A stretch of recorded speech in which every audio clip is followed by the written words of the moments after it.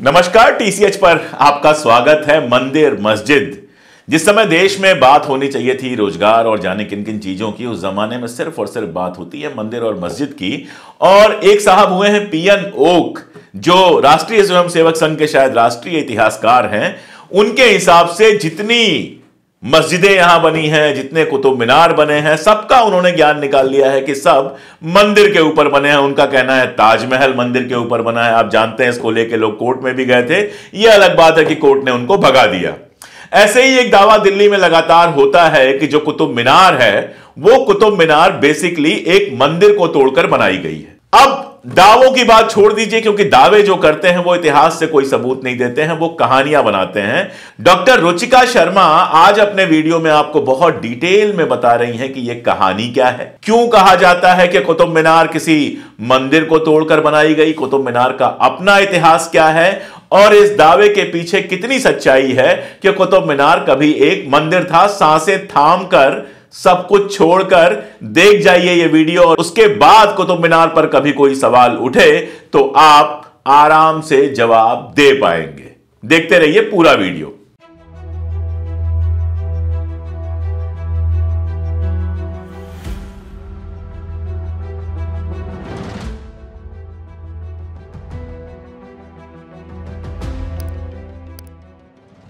Hello और नमस्कार, आपका स्वागत है हिस्ट्री क्लिनिक में।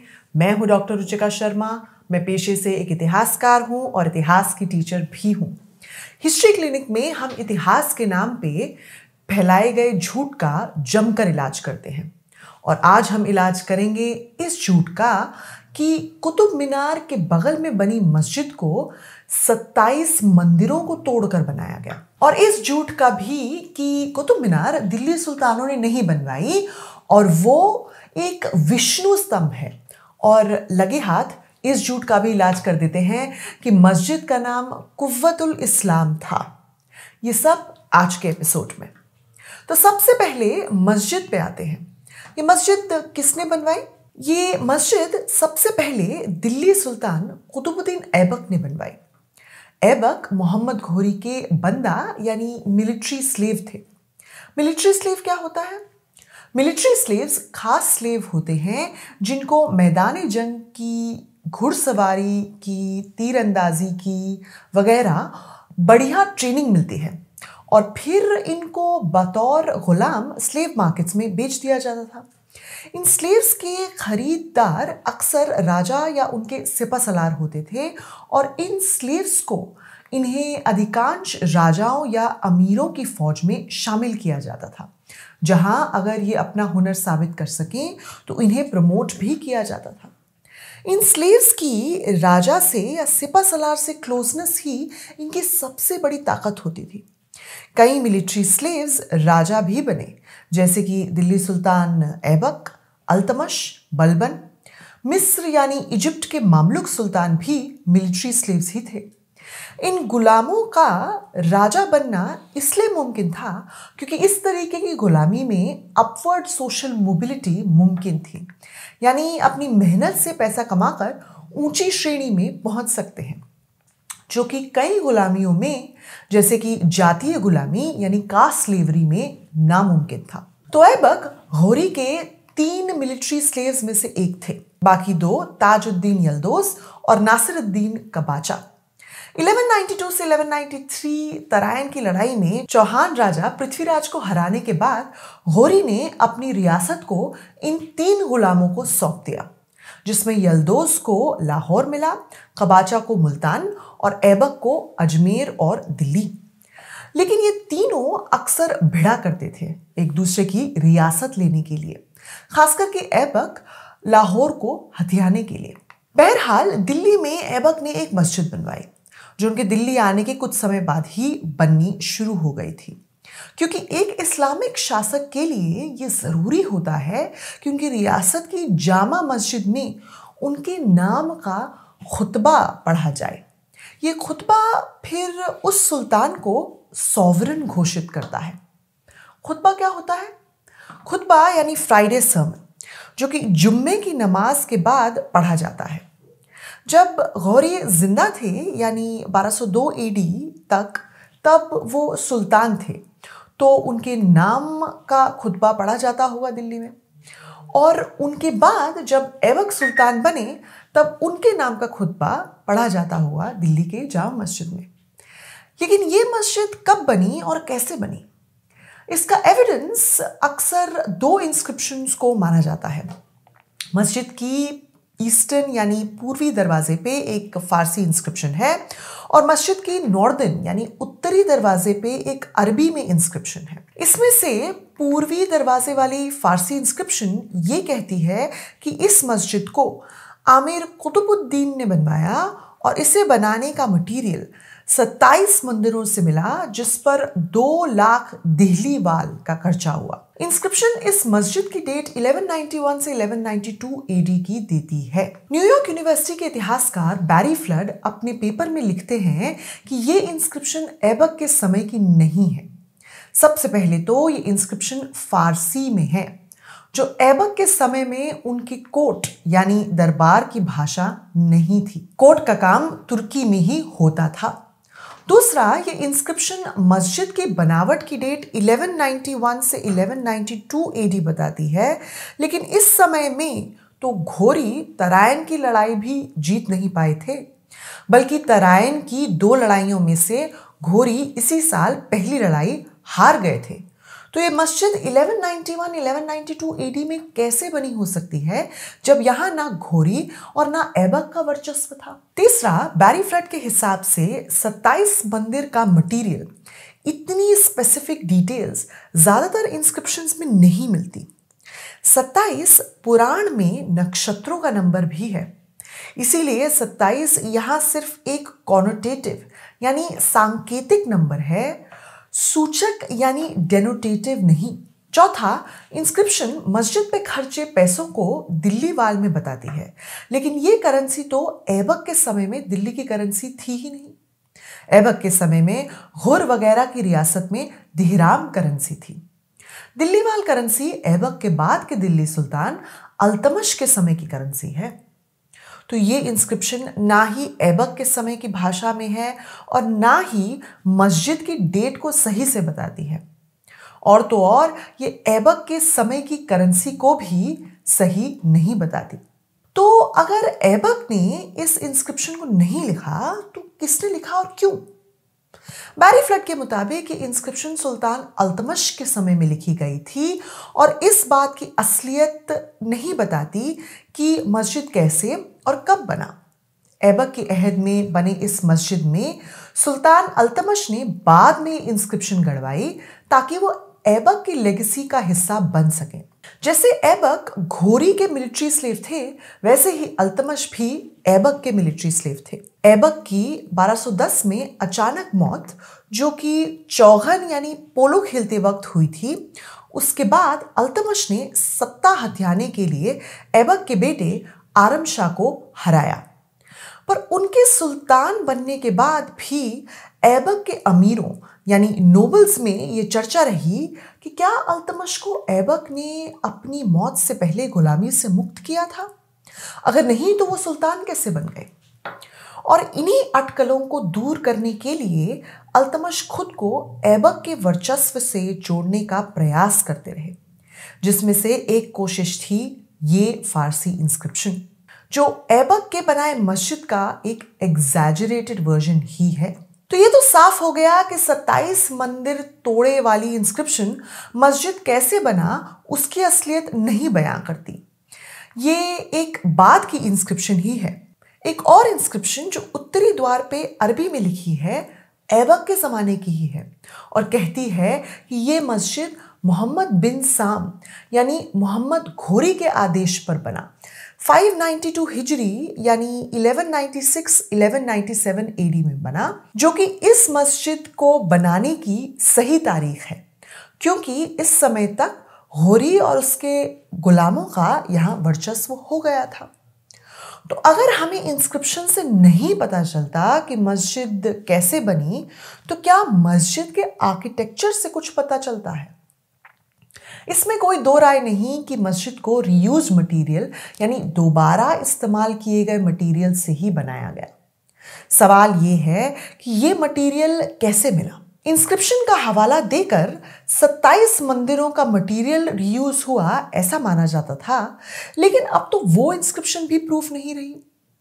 ये बता पाना नामुमकिन है कि जो मटेरियल इस मस्जिद में रीयूज हुए यानी दोबारा इस्तेमाल हुए, वो किसी मंदिर या महल को तोड़कर लिए गए या फिर पहले से ही पड़े मिले, यानी उन मंदिर या महल का मटेरियल जो शायद समय के चलते गिर गए हों। यही बात हमारे 2 पहले वीडियोस में, जो कि एक बाबरी मस्जिद और एक ज्ञानवापी मस्जिद पे था, उसमें भी कही गई थी। मस्जिद का आर्किटेक्चर रिसोर्सेस की कमी को दर्शाता है, 27 मंदिरों के खूब सारे मटेरियल को नहीं। जिस हिसाब से मस्जिद आज भी गिरने की कगार पर है, ये साफ है कि अगर ऐबक ने इसे फ्रेश मटेरियल यानी नए मटेरियल से बनाया होता तो ये ज्यादा पुख्ता इमारत बनती। तो फिर ऐबक ने इसे रीयूज मटेरियल से क्यों बनाया? ऐबक जब यहाँ आए तब उनके पास इतनी रिसोर्सेज नहीं थी कि एकदम नई मस्जिद बना सके।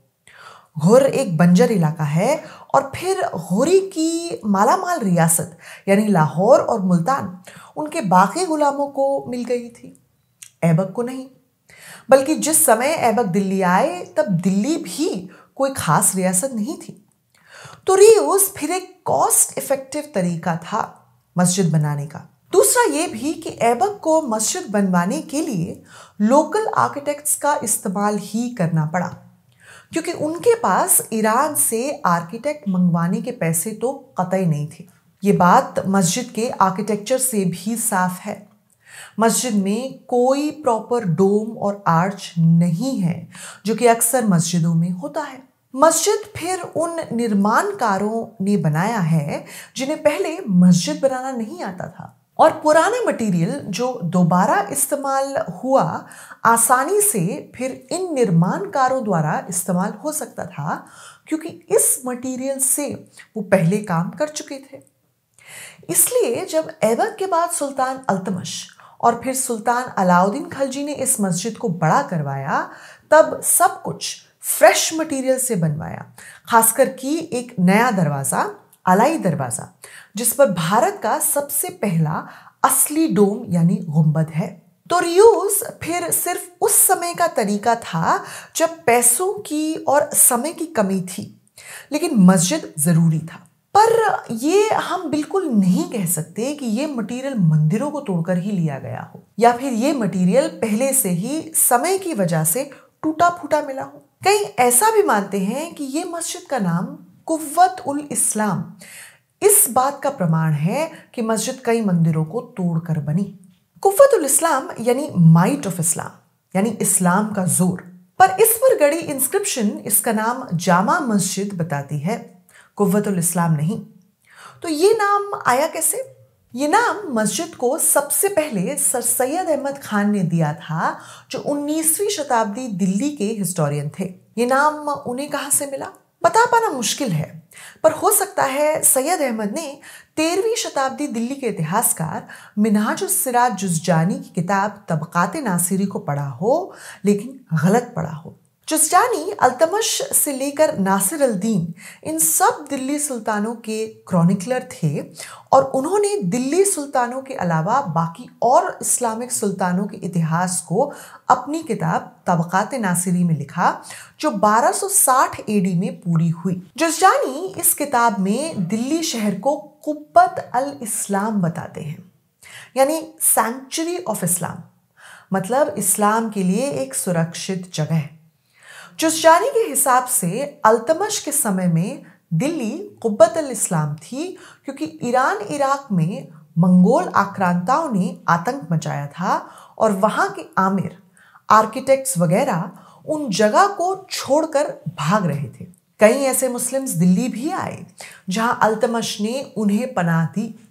ये लोग अपने साथ नई टेक्नोलॉजी भी लाए, जैसे कि पर्शियन व्हील और स्पिनिंग व्हील। अल्तमश के इन एफर्ट्स के लिए बगदाद में बैठे खलीफा ने उन्हें नासिर आमिरुल मोमिनीन का खिताब भी दिया, जिसका मतलब होता है खलीफा का डेप्यूटी।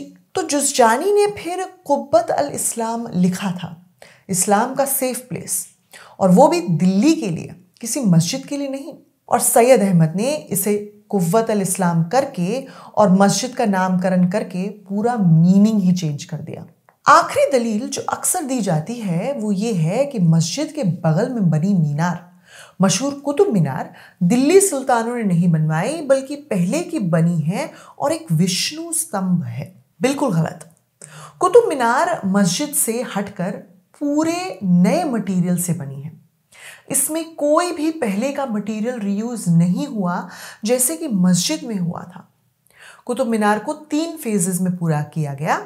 सबसे पहले कुतुबुद्दीन ऐबक ने, जिन्होंने मस्जिद भी बनवाई, उन्होंने सिर्फ 2 मंजिला लंबी मीनार मस्जिद के बगल में बनवाई। इसका नाम कुतुबुद्दीन ऐबक के नाम पे नहीं बल्कि दिल्ली के उस समय मशहूर सूफी संत कुतुबुद्दीन बख्तियार काकी के नाम पर रखा गया।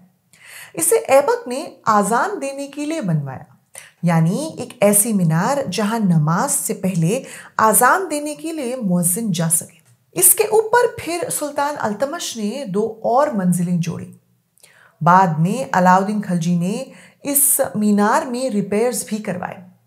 आखिर की मंजिल फिरोज तुगलक ने जोड़ी। तुगलक के समय में मीनार पे बिजली गिर गई थी और मीनार में दरार आ गई थी, तो तुगलक ने न केवल मीनार की मरम्मत करवाई बल्कि उस पर 5वीं मंजिल भी बनवाई, सफेद संगमरमर यानी मार्बल में। इसके बाद 1503 में सुल्तान सिकंदर लोदी ने इस पर कुछ और रिपेयर्स भी करवाए। जब अंग्रेज आए तो वो इस मीनार को देखकर इतने दंग रह गए कि उन्होंने भी इस पर एक 6ठी मंजिल बनवाई।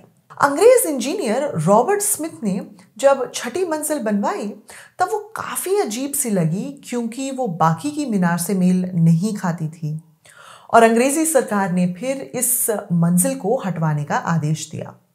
इसे हटा दिया गया और मीनार से कुछ दूर ही एक गार्डन में रख दिया गया और आज भी ये मौजूद है स्मिथ्स फॉली के नाम से।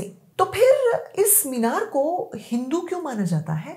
ये भी सर सैयद अहमद खान का ही दोष है। खान ने पहले अपनी किताब असर-उस-सनादिद में इसे बाकायदा मस्जिद का हिस्सा माना और इस पर गड़ी सारी इंस्क्रिप्शंस में दिल्ली सुल्तानों के नाम की सूची भी थी।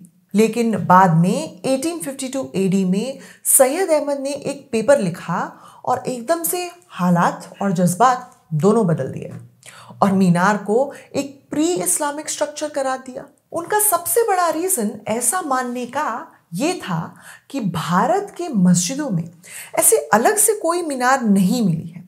अक्सर 2 या 4 मीनार बनती है, पर वो भी मस्जिद के ऊपर ही बनती है, अलग से नहीं। लेकिन इसका बढ़िया जवाब अंग्रेजी सर्वेयर अलेक्जेंडर कनिंघम ने दिया, जहां उन्होंने बताया कि ये मस्जिद और मीनार का मॉडल इस्लामिक किंगडम्स में काफी पुराना है, जैसे कि ये तुलुन मस्जिद और उसके बगल में मीनार, जिसे कायरो इजिप्ट में अब्बासी गवर्नर अहमद इब्न तुलून ने 878 एडी में बनवाया था। इससे भी पहले 851 एडी में अब्बासी खलीफा अल मुतवक्किल ने समारा इराक में एक मस्जिद बनवाई और उसके बगल में एक मीनार, जिसे अल मीनार अल मलविया भी कहा जाता था, क्योंकि मल्व का मतलब है ट्विस्टेड, जैसे कि ये मीनार भी है। कनिंघम ने कला मीनार का उदाहरण भी दिया, जो बुखारा उज़्बेकिस्तान में कला मस्जिद के बगल में बनी थी, कारा खानी राजा मोहम्मद अरसलान खान के अहद में 1127 एडी में। तो ये काफी पुख्ता हो गया कि इस्लामिक वर्ल्ड में फिर ऐसे मस्जिद के बगल में एक मीनार बनाना काफी आम बात थी। बल्कि जहां से ऐबक आए यानी घुर अफगानिस्तान, वहां भी हमें 2 उदाहरण मिलते हैं, एक सियापोश में और एक जाम में। जाम की मीनार हूबहू कुतुब मीनार जैसी दिखती है, बल्कि इस मीनार को घोरी ने ही बनवाया था, ऐबक के मास्टर ने। तो ऐबक ने फिर ऐसे उदाहरण देखे थे जिन्हें फिर दिल्ली में बनवाया गया, जामा मस्जिद और कुतुब मीनार की फॉर्म में। तो 3 बातें क्लियर हो जाती हैं। मस्जिद और मीनार दोनों को ऐबक ने बनवाया, बाद में बाकी दिल्ली सुल्तानों ने इन दोनों को और बड़ा किया। दूसरी बात कि मस्जिद पे गड़ी फारसी इंस्क्रिप्शन, जहां 27 मंदिरों से मटेरियल लाने की बात हुई है वो ऐबक के समय की इंस्क्रिप्शन नहीं है, तो मस्जिद कैसे बना उसकी हकीकत बयां नहीं करती। और आखिर में मस्जिद का नाम जामा मस्जिद ही था और कुव्वत अल इस्लाम सर सैयद अहमद के दिमाग की उपज है। ये था आज का एपिसोड। आपको कैसा लगा कमेंट सेक्शन में ज़रूर बताइएगा, और अगर पसंद आया हो तो लाइक और शेयर भी ज़रूर कीजिएगा।